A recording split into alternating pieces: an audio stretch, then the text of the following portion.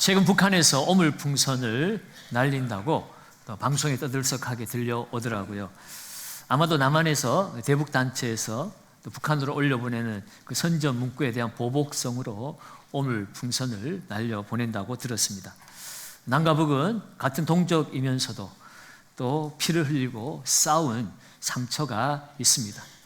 6.25 전쟁이 지난 지 74년이 지났다고 기도했습니다만 여러분 아직도 휴전선을 기점으로 서로 총뿌리를 겨누고 있습니다.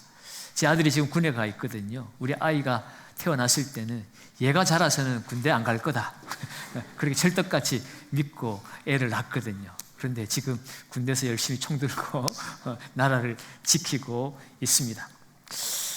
황금 같은 시기를 나라에 헌신하고 살아가야만 하는 이런 비극적인 환경이 오늘 이 대한민국이 처해진 환경이기도 합니다. 6월은 호국 보훈의 달이기도 하죠. 지난 6일은 이 나라를 위해서 희생하신 순국 선열을 기리는 현충일이기도 했습니다. 나라를 위해 희생하신 분들을 기억하고 보답하는 일은 기념일을 지키는 것으로 끝낼 것이 아닙니다. 이 땅에 더 이상 전쟁이 일어나지 않도록 나라를 든든하게 세워가는 것이 진정한 호국 보훈의 길로 나아가는 일일 것입니다. 순국 선열들이 지켜낸 이 나라에 전쟁이 다시 일어나지 않도록 평화와 자유의 기틀을 확고히 만들어서 다음 세대에 물려줄 책임이 오늘 우리 기성세대에게 있습니다. 특별히 오늘 본문에는 이사야 선지자가 하나님께서 주신 말씀을 받아서 장차 앞으로 이루어질 이상적인 국가, 그 하나님이 우리에게 허락하실 그 영광스러운 국가의 청사진을, 비전을 우리에게 보여주고 있습니다. 오늘 말씀을 통해서 우리가 꿈꾸는 나라, 다음 세대에 물려줄 이상적인 나라는 어떠해야 되는지, 그리고 그 나라를 물려주기 위해서 우리는 지금 이곳에서 어떤 삶을 살아야 하는지 함께 말씀의 은혜를 나누기를 원합니다. 오늘 이사야를 통하여 하나님이 주신 말씀은 말일에 일어날 일이라고 기록하고 있습니다. 오늘 2절 말씀을 한번 볼까요? 말일에 여호와의 전에 산이 모든 산 꼭대기에 굳게 설 것이요 모든 작은 산 위에 뛰어나리니 만방이 그리로 모여들 것이라. 이 말일에, 마지막 때에 여호와의 전에 산이 모든 산 꼭대기에 굳게 설 것이다 라고 말하고 있습니다. 이 여호와의 전에 산은 시온산을 말합니다. 이 시온산의 그 터에 예루살렘이 세워져 있습니다. 그래서 이 여호와의 전의 산, 이 시온산을 일컬을 때에 좁은 의미로는 예루살렘을 의미하는 것이고, 또 넓게 이것을 해석하자면 하나님의 통치가, 하나님의 다스림이 임한 하나님의 나라를 뜻하는 것이라고 우리가 해석할 수가 있습니다. 그러니까 하나님이 정하신 때, 그 하나님이 정하신 마지막 때가 되면은 바로 이러한 하나님의 나라가 이 땅 가운데 이루어질 것이라고 말씀을 통하여 우리에게 미리 보여주고 계십니다.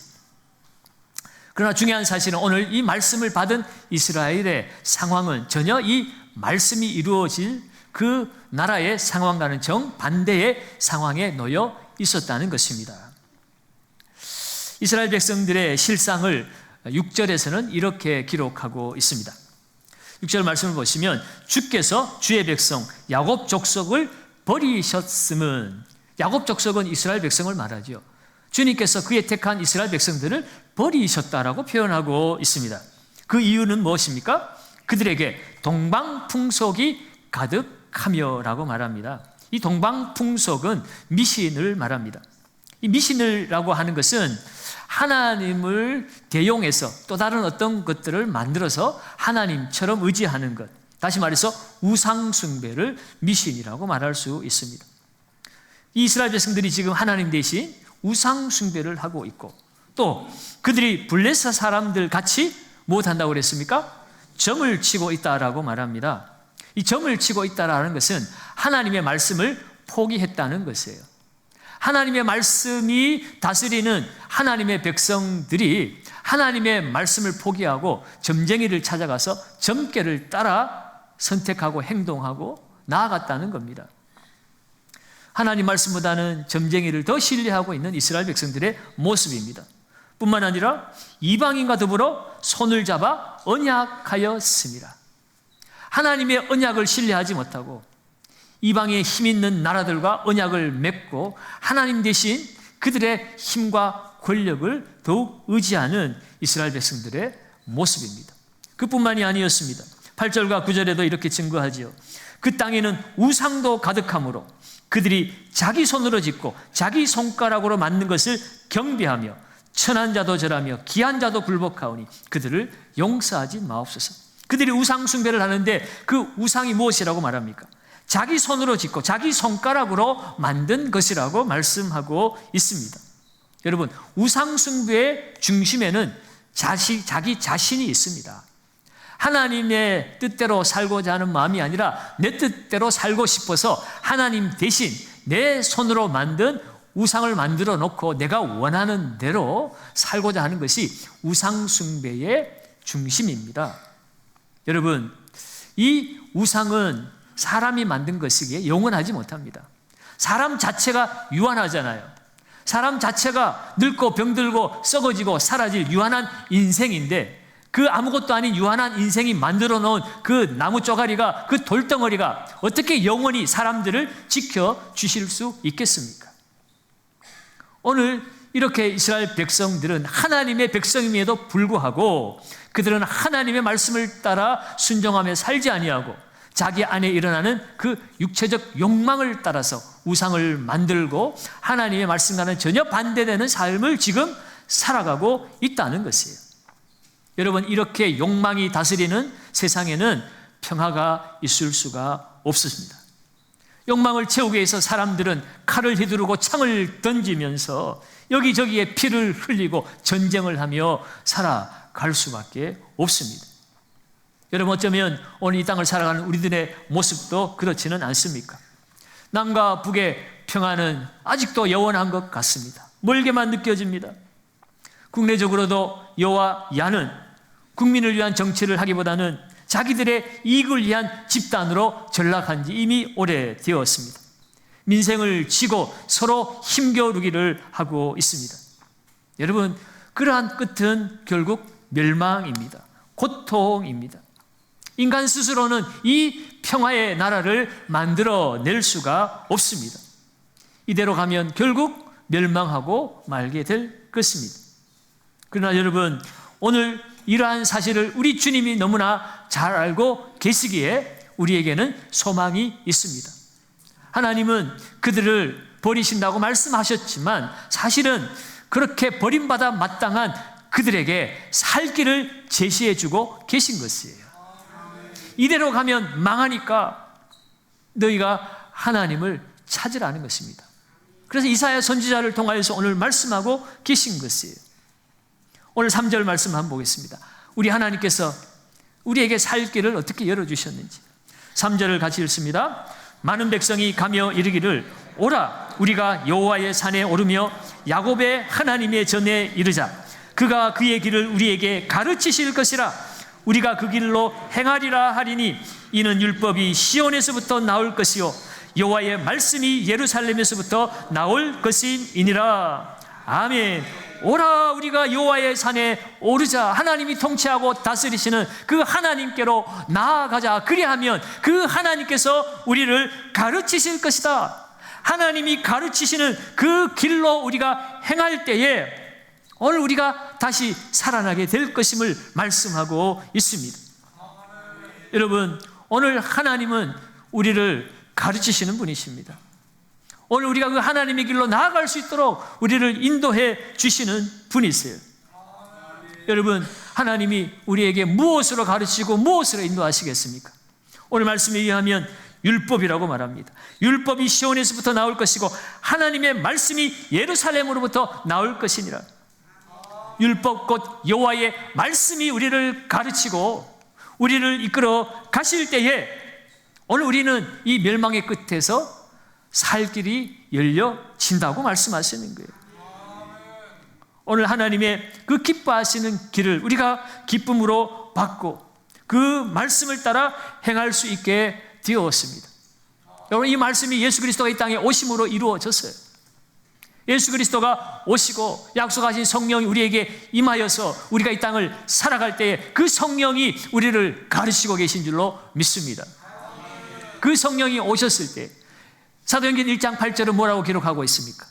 오직 성령이 너희에게 임하시면 너희가 권능을 받고 예루살렘과 온 유대와 사마리아와 땅끝까지 이르러 내 증인이 되리라. 예루살렘으로부터 하나님의 말씀이 시작되어서 유대와 사마리아와 땅끝까지 이르게 되리라고 약속하셨는데 그 말씀이 오늘 우리 가운데 이루어지고 있습니다. 여러분, 그러므로 오늘 이스라엘 백성들이, 오늘 이 시대를 살아가는 저와 여러분들이 이 제약과 폐역과 멸망 앞에서 살 길이 무엇입니까? 그것은 바로 하나님의 말씀 앞으로 돌아가는 것입니다. 말씀으로 돌아가야 말씀이 우리를 치유하고 회복하신다는 거예요. 그 말씀이 우리를 어떻게 회복할 것인가? 오늘 본문 4절에는 이렇게 기록하고 있습니다. 4절을 같이 한번 읽습니다. 그가 열방 사이에 판단하시며 많은 백성을 판결하시리니 무리가 그들의 칼을 쳐서 보습을 만들고 그들의 창을 쳐서 낫을 만들 것이며 이 나라와 저 나라가 다시는 칼을 들고 서로 치지 아니하며 다시는 전쟁을 연습하지 아니하리라. 아멘. 그가 열방 사이를 판단하고 많은 백성을 판결하신다고 말합니다. 여러분, 세상 나라는 사람들의 외모를 보고 외적인 어떤 힘이 있느냐, 능력이 있느냐, 얼마나 많은 세력이 있느냐 이런 것을 가지고 판단합니다. 그러다 보니 사람은 그 판단을 구부러뜨립니다. 힘에 따라서, 숫자에 따라서 또는 뇌물에 따라서 억울한 일을 당하기도 하고 또 악한 자들이 이익을 얻기도 하고 그런 것이 오늘 이 세상에 살아가는 모습입니다. 그러나 주님이 다스리는 나라는 주님이 판단하시는데 공평과 정의로 판단하실 것입니다. 하나님의 말씀이 그들을 판단할 것이기 때문에 그래요. 사람은 겉모양만 보지만 하나님 우리의 속까지 감찰하시는 분이십니다. 우리의 속과 겉을 다 아시는 분이십니다. 그러므로 하나님의 나라는 세상의 기준을 따르지 않고 하나님의 말씀의 기준을 따라 악인을 심판하고 공의와 성실을 실천하는 나라입니다. 그런 의로운 판결이 이루어지는 나라에서 세상의 모든 분쟁과 다툼은 그치게 될 것이고 참된 평화가 이루어지게 될 것이라고 오늘 이사야를 통하여서 그 나라를 보여주고 계신 것이에요. 그 평화의 나라는 칼과 창을 보습과 낫으로 바꿀 것이라고 말합니다. 칼과 창은 죽이고 피 흘리고 싸우는 일에 쓰는 도구입니다. 그런데 보습과 낫은 농기구예요. 생산적인 일을 합니다. 건설적인 일을 하는 것이에요. 누군가를 죽이고 누군가를 넘어뜨리는 적대적인 그런 생각들을 내려놓고 누군가를 살리고 세우는 건설적이고 생산적인 그런 일을 하며 평화로운 나라를 이루게 될 것임을 말씀하고 있습니다. 여러분, 우리의 혈기, 우리의 에너지를 누군가를 파괴하고 죽이는 일에 쓸 것이 아니라 하나님이 만드신 이 세상을 아름답게 유지하고 창조하는 일에 우리의 에너지를 사용해야 할 것임을 말씀하고 있습니다. 그 나라에서는 더 이상 전쟁을 배울 필요가 없습니다. 그 나라는 서로를 존중하고 서로를 사랑하는 나라입니다. 여러분, 이러한 평화의 나라가 오늘 우리에게 이루어져야 할 줄 믿습니다. 이런 평화의 나라를 우리가 이루어 가기 위해서는 오늘 우리 안에 있는 각자의 주장과 이념을 내려놓아야 합니다. 하나님의 말씀 안에서 오직 하나가 되어서 서로 복종해야 합니다. 하나님의 말씀의 능력만이 이 세상을 또 우리를 변화시킬 수 있기 때문입니다. 사실 이스라엘 백성들이 지금 고통을 당하는 이유도 따지고 보면 하나님의 말씀을 떠났기 때문입니다. 하나님의 말씀보다는 물질을 쫓아서, 군대를 쫓아서, 숫자를 쫓아서, 힘을 쫓아서, 돈을 쫓아서 우상 숭배하며 살아가므로 그들이 이런 고통과 아픔을 당하고 있는 것입니다. 여러분, 오늘 이 시대에 우리가 고통을 당하는 이유도 결국 하나님의 말씀을 떠났기 때문이 아닙니까? 그러나 여러분, 오늘 우리가 깨닫고 하나님 말씀 앞으로 돌아가면 하나님이 일하시겠다고 말씀하시는 거예요. 지금 이사야가 보고 있는 이 시온산의 환상은 하나님의 임재와 하나님의 사역입니다. 시온이 할 수 있는 일은 아무것도 없어요. 하나님이 하시는 일을 그 시온은 그냥 보고만 있을 뿐입니다. 모든 것을 행하시고 모든 것을 회복하시는 분은 오직 하나님이십니다. 시온은 그저 도구로 사용될 뿐이에요. 오늘 이 땅을 살아가는 저와 여러분들도 마찬가지입니다. 내가 더 능력을 갖추었다고, 내가 더 준비가 되었다고 하나님이 쓰시는 것이 아닙니다. 하나님이 계획하시고 하나님이 주도하시고 하나님이 친히 일을 행하실 때에 우리의 삶은 아무리 작은 것이라도, 아무리 부족할지라도 하나님이 역사하심으로 하나님이 우리를 통해서 일해 가시는 것입니다. 우리는 그저 하나님께 쓰임받는 것에 감사하고 만족할 뿐입니다. 그러면 여러분, 우리는 지금 오늘 하나님의 뜻이 이 세상에 제대로 실현되는 것 같지 않은 것처럼 보여도, 하나님의 역사가 더디 이루어지는 것처럼 느껴질지라도 우리는 반드시 하나님의 뜻은 이루어진다는 분명한 믿음과 확신을 가져야 합니다. 하나님이 일하고 계시기 때문입니다. 이 믿음과 확신이 우리의 이 척박한 삶의 정황 속에서도 다시 한번 힘을 내어서, 용기를 내어서 꿈을 꾸며 살아갈 수 있는 근원이 되어지는 것이에요. 히브리서 기자도 히브리서 11장 1절에 뭐라고 말합니까? 믿음은 바라는 것들의 실상이요 보이지 않는 것들의 증거니라고 말합니다. 6절에는 믿음이 없이는 하나님을 기쁘시게 하지 못한다라고 말하고 있습니다. 여러분, 언약의 말씀, 하나님의 말씀은 반드시 성취되어집니다. 지금 더디 이루어지는 것처럼 보일지라도 우리는 믿음으로 그 나라를 꿈꾸며 하나님의 일하실 것들을 바라보며 살아야 합니다. 그러므로 오늘 우리의 삶이 아무리 척박하고 또 곤고하고 어려운 가운데 있다 할지라도 여전히 하나님은 살아계시고 하나님은 지금도 이 세상을 공평과 정의로 다스리고 계신 줄 믿어야 합니다. 그 믿음을 가지고 살아갈 때에 하나님은 우리와 함께 일하시고 하나님의 때에, 하나님이 정하신 날에 우리를 통하여서 평화와 자유의 나라를 우리에게 허락해 주실 줄로 믿습니다.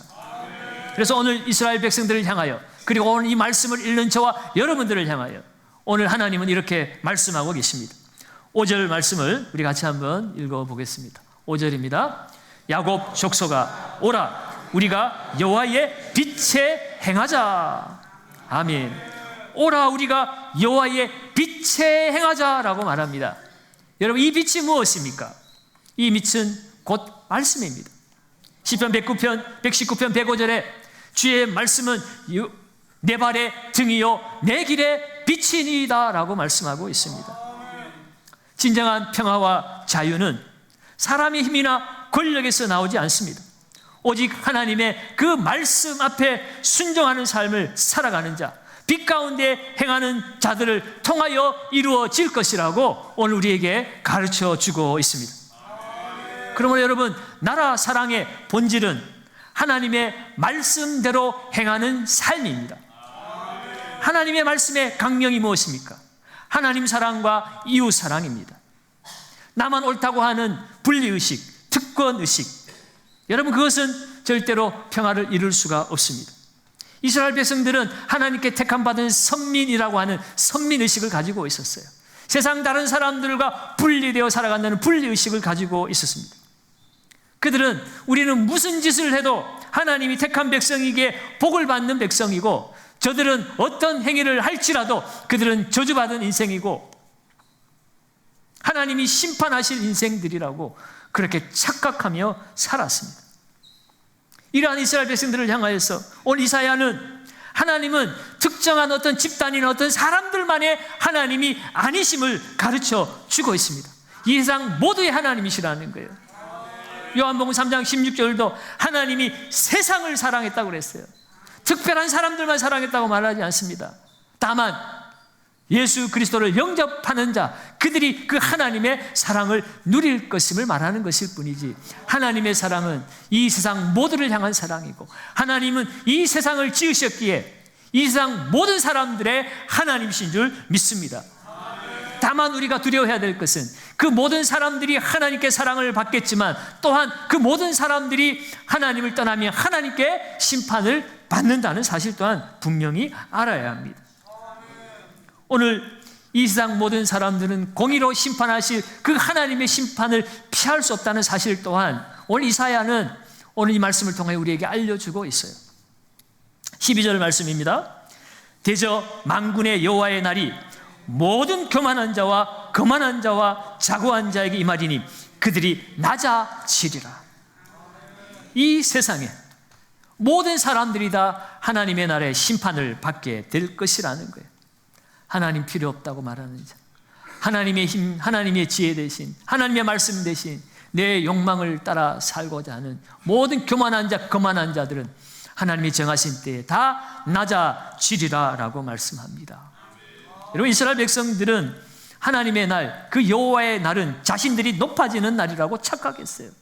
모든 민족들 중에 이스라엘 백성들만 뛰어날 것이라고 그렇게 착각했습니다. 그러나 그 날은 어떤 특정한 민족이, 특정한 집단이 높아지는 날이 아니라 모든 사람이 낮아지고 겸손해지고 오직 하나님만이 높아지는 날이라고 말씀하고 있습니다. 오늘 보면 17절을 봅니다. 17절을 같이 읽습니다. 그날에 자고한 자는 굴복되며 교만한 자는 낮아지고 여호와께서 홀로 높임을 받으실 것이요. 아멘. 하나님만 홀로 높임을 받는 그날에 이 땅에 진정한 평화와 자유가 임하는 것입니다. 여러분, 오늘 우리가 이 땅에 평화와 자유의 나라를 이루기를 꿈꾸며 살아갑니다. 그러나 그 평화와 자유는 많이 가지는 소유에서 만들어지는 것도 아닙니다. 많이 배우는 학벌에서 나오는 것도 아닙니다. 아름다워지거나 권력을 잡으면 내가 이것을 만들어낼 수 있는 것도 아닙니다. 여러분, 오늘날 이 시대는 그 어느 시대보다도 많은 것을 소유하며 살아갑니다. 그 어느 때보다도 많은 것을 알고 배우고 똑똑한 삶을 살아가고 있습니다. 이렇게 많이 가졌고 많은 것을 누리는데 정말 이 땅에 진정한 자유와 평화가 이루어지고 있습니까? 그것을 우리는 누리지 못하고 있어요. 왜 그렇습니까? 오늘 말씀에 의하면 진정한 자유와 평화는 낮아지는 자리에서 나는 비천하고 아무것도 아닌 것을 인정하고 오직 여호와 하나님만을 높일 때 이루어진다고 말씀하기 때문이에요. 낮아진 내가 비천한 인생을 의지하지 않겠다. 오직 하나님만을 의지하는 그곳에 하나님의 통치와 다스림이 나타나기 때문입니다. 오늘 22절에는 이렇게 말씀하고 있죠. 22절도 같이 한번 읽어봅니다. 너희는 인생을 의지하지 말라. 그의 호흡은 코에 있나니 새말 가치가 어디 있느냐. 아멘. 너희는 사람을 의지하지 말라는 거예요. 코에 달려있는 숨에 붙들려서 살아가는 그 하찮은 인생, 여러분, 그 인생의 수를 셈할 것이 무엇이냐는 거예요. 코 한 번 막으면 당장 사라질 미천한 인생들이 그 숫자를 세워가지고 무슨 의미가 있겠느냐는 거예요. 우리가 이렇게 많이 모여서 이렇게 많이 힘이 있어, 이렇게 능력이 있어, 이렇게 지혜가 많아라고 자랑한들 그것으로 무엇을 이룰 수 있겠냐는 거예요. 우리의 의지의 대상은 사람이 아니라 하나님이십니다. 육신의 숨을 쉬는 자가 아니라 영으로 숨을 쉬는 자가 되어질 때에 하나님으로부터 나오는 진정한 자유와 평화를 누릴 수 있게 되고 우리는 그것을 지켜낼 수가 있습니다.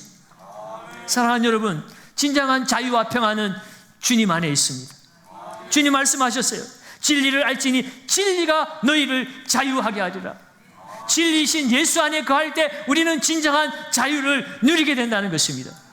평안을 너희에게 끼치노니 곧 나의 평안을 너희에게 주노라. 내가 주는 평안은 세상이 주는 것과 같이 아니하다 그랬어요.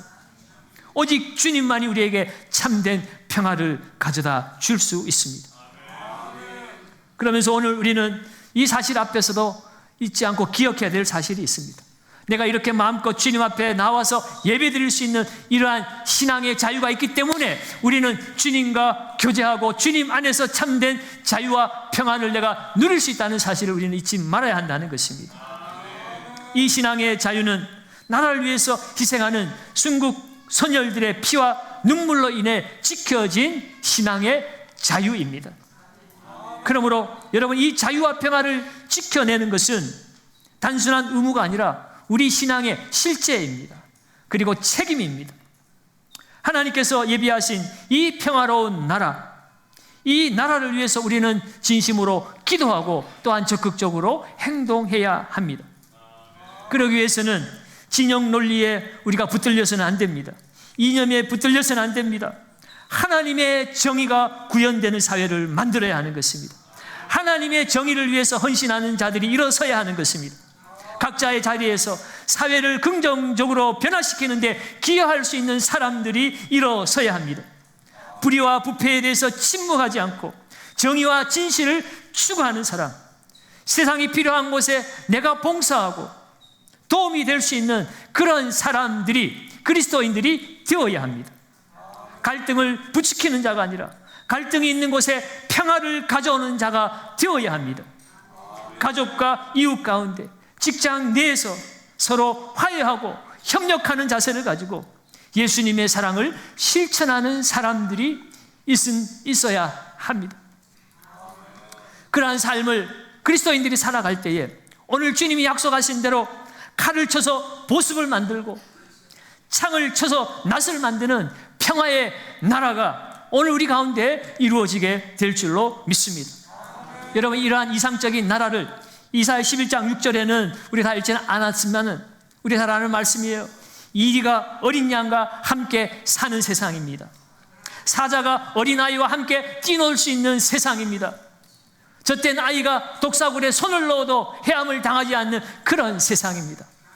여러분, 이 세상을 돌아보십시오. 저 북한만 독사가 있습니까? 저 북한만 사자가 있습니까? 우리 주위에 나를 잡아먹으려고 하는 사자와 독사들이 넘실거리고 있어요. 여러분, 우리가 외부적인 평화도 누려야 되겠지만 우리의 내부적인 평화도 찾아야 합니다. 우리를 넘어뜨리려고 하는 악한 원수 마귀로부터 우리를 지키기 위해서는 하나님의 말씀의 반석 위에 굳게 서야 하는 것입니다. 말씀 안에서 내가 살아가는 삶의 자리에서 하나님의 자녀로 살아가는 것이 무엇인지를 우리가 깨닫고 사랑하며 사는 삶을 실천해야만 합니다. 그래야 할 때 오늘 이곳에 진정한 자유와 평화가 이루어지는 것이에요. 오늘 주님이 이사야를 통하여 보여주신 이 평화의 나라, 이 나라는 주님을 통해서 우리에게 이루어졌고 또한 이루어질 것입니다. 여러분, 이 자유와 평화의 나라를 우리는 꿈꾸어야 합니다. 하나님 말씀 앞에 순종하는 성소 한국의 꿈을 꾸어야 합니다. 그리고 온 세상 열방을 복음으로 변화시키는 선교 한국의 꿈을 꾸어야 합니다. 이 꿈을 가지고 오늘도 하나님의 말씀 앞에 순종하며 나아가는 삶을 살아가는 우리 경산교회를 통해서 우리의 다음 세대가 정말 자유와 평화를 누리는 아름다운 평화의 나라, 자유의 나라를 누리게 된다면 그것이 바로 호국 보훈의 길인 줄로 믿습니다. 오늘 이 믿음 가지고 주님을 사랑하고 이웃을 사랑하고 이 나라를 사랑하고 이웃을 사랑할 수 있는 저와 여러분들 되시기를 예수님의 이름으로 축원합니다.